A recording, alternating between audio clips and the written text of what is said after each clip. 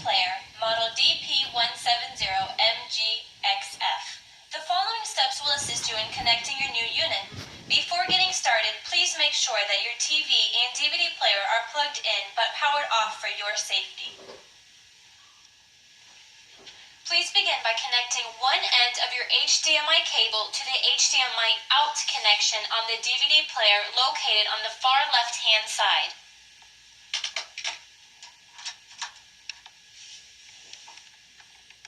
Connect the other end to the HDMI in connection on your TV.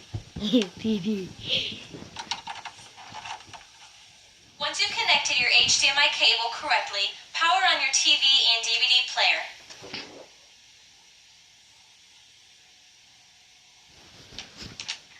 Turn your TV to the HDMI channel setting. Please note, the HDMI setting could vary depending on the brand and model of your TV. Once connected to the correct HDMI channel setting, you will see the DVD player display on your TV screen. You can now insert your DVD for your viewing pleasure. This concludes the instructions for the HDMI cable connection setup. Should you need further assistance, please contact the 800 number found in your owner's manual.